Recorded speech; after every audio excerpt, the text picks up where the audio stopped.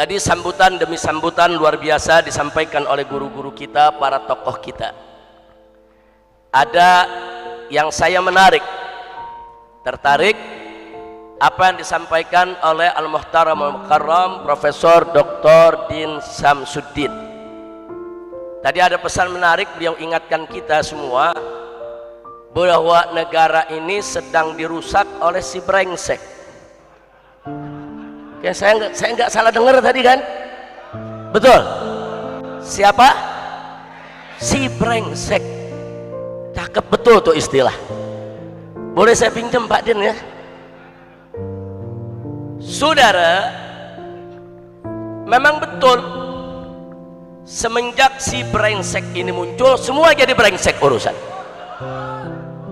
Lu kan betul-betul lagi lo. Pengen gue tangkap lagi kali lo. Saudara, kenapa saya tertarik apa yang disampaikan oleh Prof. Din tadi, saudara? Karena memang kalau kita lihat dulu di zaman Orde Baru, saudara, ada korupsi, banyak korupsi, tapi korupsinya masih di kolong meja. Korupsinya masih di kolong meja. Masuk era reformasi, ternyata korupsi tetap ada. Saudara, bahkan naik tingkat, korupsinya mulai berani di atas meja. Korupsinya di atas meja. Begitu masuk orde brengsek, meja-mejanya dikorupsi, dibawa pulang tuh meja semuanya. Kira-kira paham nggak? Paham nggak? Nah kalau udah begitu jadi brengsek nggak? Brengsek. Nah kalau bicara kebrengsekan ini, saudara, bicara soal cawe-cawe, ini lagi ngetren ini istilah cawe-cawe. Apa sih artinya cawe-cawe? Ikut campur. Ini bukan tuduhan, bukan, si brengsek sendiri yang ngaku. Betul. Jadi kalau nanti ada polisi nyalain lu Habib jangan fitnah, dia yang ngomong, bukan gua fitnah. Betul. Dia yang ngomong, dia ngaku dia mau cawe-cawe. Betul. Saya hanya mau mengingatkan si brengsek ini bukan baru sekarang cawe-cawe, saudara. Kami sudah menghadapi cawe-cawenya semenjak pilkada di Jakarta. Bagaimana dia menggerakkan semua instrumen negara, saudara, untuk membela seorang penista agama. Betul. Saudara, kalau ketika itu, saudara, tidak ada aksi 411 atau yang dilanjutkan dengan aksi 212, saudara, dengan izin Allah, Allah menangkan kita semua. Kalau tidak ada 411, tidak ada 212, si penista agama tidak akan pernah diproses hukum, saudara. Loh, saya berkali-kali kok bertemu dengan Kapolri, saya berkali-kali bicara langsung dengan Kapolri. Kapolri nggak berani untuk memeriksa si penista agama tanpa izin si brengsek. Lu paham ya? Paham? Apa? Nah sekarang saya mau tanya, penista agama dibela, dilindungi, dijagai, nggak mau dihukum, brengsek tidak? Jujur semua, brengsek tidak? Terima kasih Pak Din, istilahnya cakep tuh. Alhamdulillah, saudara, alhamdulillah umat Islam bersatu. Turun aksi 411, turun 212, saudara. Sekalipun si brengsek ini sudah mencoba, saudara, berusaha dengan berbagai macam upaya, tidak boleh diperiksa, tidak boleh disentuh, jangan dipenjara, gak boleh masuk pengadilan, tapi kehendak Allah berbeda, ya ikhwan. Uridu turidu walakin Allah fa'alu lima yurid. Saya punya keinginan, Anda punya keinginan, tapi yang berlaku tetap keinginan Allah subhanahu wa ta'ala. Siapa yang maha besar? Siapa yang maha kuasa? Siapa yang maha perkasa? Takbir, sallu ala nabi. Nggak sampai di situ, saudara. Begitu si brengsek ini lagi diadili, secara tidak tahu diri dia cawe-cawe, si penista agama mau dijadiin gubernur di Jakarta. Brengsek gak tuh? Brengsek gak? Ini orang lagi berperkara, saudara, urusan penistaan agama. Umat Islam lagi protes dari mana-mana se-Indonesia, sampai ada aksi 411, 212 dengan tanpa punya rasa malu, saudara. Dia cawe-cawe, dia satukan beberapa para besar, saudara, dia turunkan berbagai macam konglomerat, duit miliaran triliunan dikeluarkan supaya si penista agama bisa menjadi gubernur Jakarta, saudara. Ini namanya cawe-cawe. Betul, betul. Nah sekarang orang lagi pada ribut, oh ini ada yang cawe-cawe, lu baru tahu. Kita udah ngalamin dari dulu, betul, betul. Tapi dengan semangat bersatunya umat Islam, kebersamaan umat Islam, walaupun dia cawe-cawe, dia kerahkan semua, saudara, dari tentaranya, polisinya, konglomeratnya, medianya, pengamatnya, semua, saudara, dikerahkan. Bagaimana si penista agama ini agar lolos jadi gubernur DKI Jakarta? Tapi tetap semangat umat Islam, kebersamaan umat Islam, itu yang menyebabkan datangnya pertolongan Allah. Kalau pertolongan Allah sudah datang, seberapa kuat pun mereka, sebesar apapun mereka, sekaya apapun mereka, tetap mereka semua kecil di hadapan Allah Subhanahu wa ta'ala. Betul? Siapa yang maha kaya? Siapa yang maha besar? Siapa yang maha kuat? Takbir. Hasilnya, saudara, yang didukung si brengsek, lengser dan longsor. Alhamdulillah. Pertolongan siapa? Pertolongan siapa? Nah, kenapa saya sebut lengser dan longsor? Lengser nggak bisa jadi gubernur dan longsor masuk penjara. Alhamdulillah. Begitu keluar dari penjara pakai diangkat jadi komisaris Pertamina. Brengsek gak? Brengsek gak? Jadi saya setuju tuh Pak Din. Itu perlu dibuat apa, hak ciptanya tuh Pak Din. Ini brengsek, saudara. Memang dari dulu sudah brengsek. Dan lebih brengseknya lagi, setelah dia kalah, dia tidak terima. Para tokoh dikriminalisasi, habaib dikriminalisasi, ustadz dikriminalisasi. Saya, gak usah cerita, 17 perkara. Masya Allah, brengsek tidak? Brengsek tidak? Brengsek tidak? Lo tahu kan siapa brengsek? Jangan lu sebut nama, besok tuh penjara. Kira-kira jelas gak? Saya tanya, brengsek gak? Akhirnya saya dengan keluarga hijrah ke Mekah. Alhamdulillah, enak di Mekah, saudara. Pengen ini sih gak usah pulang lagi.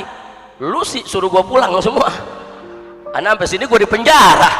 Begitu gue di penjara lu gak bisa tengokin. Ya, ayo jujur, ayo lu bisa nengokin gak gue di penjara? Nggak bisa. Makanya kalau gue lagi di Mekah lu jangan suruh gue pulang. Masya Allah. Akhirnya saudara selamat di Mekah, semua Allah berikan penuh keberkahan. Tapi ada aja yang ganggu, saudara, yang pakai nempelin bendera ISIS lah. Ini kerjaan siapa deh? Si brengsek. Memang kerjaan siapa, saudara? Semua kerjaan si brengsek. Sampai ada gerakan-gerakan intelijen, saudara, untuk mempengaruhi pemerintah Saudi agar menangkap saya. Saya 2 kali ditangkap di Saudi. Saya 2 kali ditangkap di Saudi dan 2 kali saya ditahan di Saudi, saudara, selama hijrah. Tapi alhamdulillah, setiap penangkapan dan penahanan tidak pernah lebih dari 24 jam. Kenapa? Karena pemerintah Saudi teliti. Dia periksa, betul gak orang yang dilaporkan katanya teroris, katanya radikal, katanya ekstrim, katanya melarikan diri dari hukum. Saudara, begitu diperiksa nggak ada bukti, dilepas oleh pemerintah Saudi, saudara. Nah, jadi Saudi nggak bisa main di setel-setel dari sini, tangkep tuh tangkep. Brengsek. Lu paham nggak? Anak kita mau pulang, saudara, 3 kali saya mau pulang nggak bisa, terus dihalang-halangi, terus dikegah, saudara. Brengsek gak tuh? Brengsek gak tuh? Sampai pulang yang terakhir, saya mau pulang yang terakhir, besok tinggal berangkat. Tahu-tahu hari ini, saudara, ada gerakan hacker dari Indonesia membatalkan seluruh pesanan daripada tiket pesawat saya dan keluarga. Batal semua. Brengsek gak?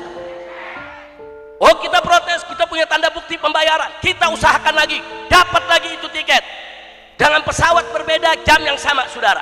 Begitu berangkat ke airport, masuk semua anak istri saya, saudara. Tahu-tahu satu anak yang terakhir namanya nggak ada di komputer, saudara. Terus dia mau kerjain, bagaimana supaya tidak pulang? saudara. Nggak mungkin saya tinggalkan satu anak di bandara, saudara. Nah, ini keberengsekan, nggak sampai di situ. Begitu kita mau pulang kemari, berbagai macam cara dihalangi. Siapa menghalangi? Si brengsek. Lo memang itu menteri-menterinya kerja, siapa yang perintah, saudara? Siapa yang perintah? Bagus, udah hafal lo, udah fasih ngomong brengseknya. Alhamdulillah. Begitu kita pulang sampai di Petamburan, saudara, tahu-tahu saudara ada oknum Pangdam nantangin perang dari Monas sana. Kami tantang FPI perang. Nah, FPI nggak punya senjata, lu nantang perang. Lu kasih senjata baru lu tantang perang. Betul takbir. Kalau FPI bersenjata, milisi bersenjata, silakan tantang perang kapan saja, kami ladeni, saudara. Betul takbir. Kita nggak bersenjata ditantang perang.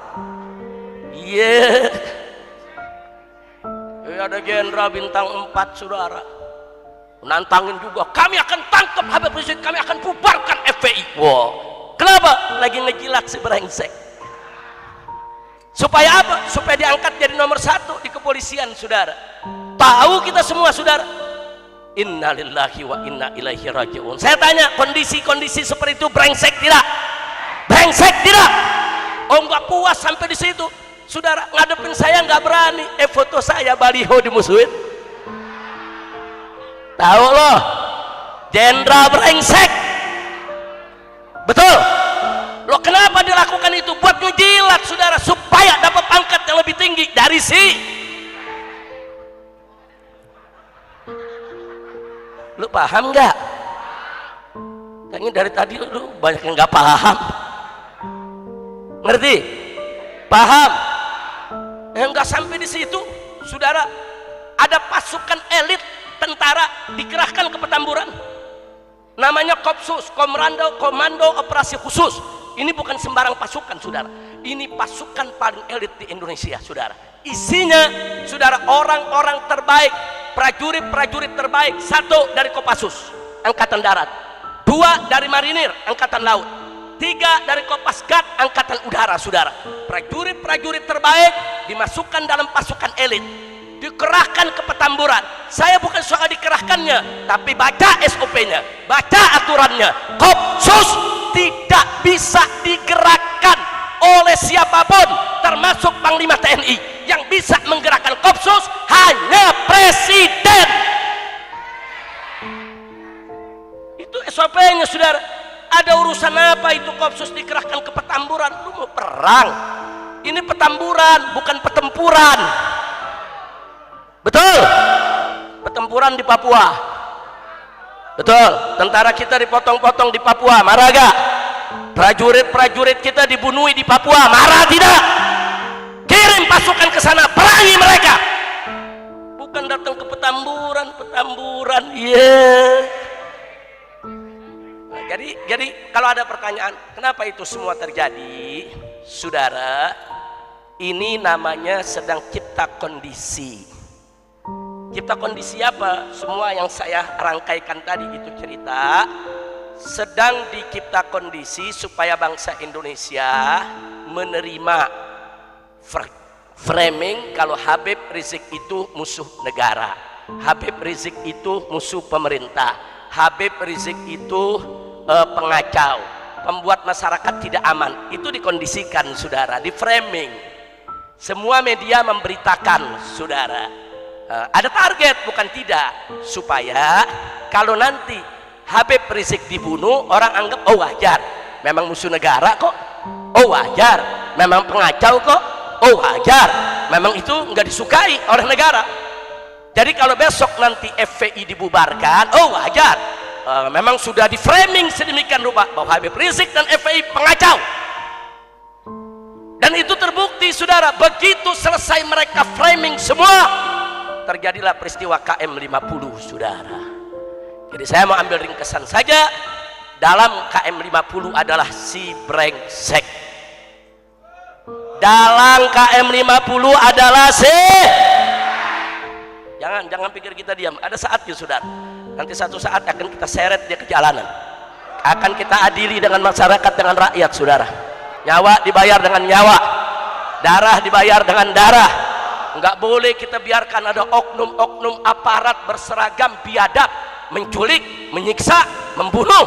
Lalu kemarin mereka bisa perlakukan sedemikian rupa terhadap 6 laskar FPI, besok mereka bisa lakukan kepada pemuda Islam mana saja.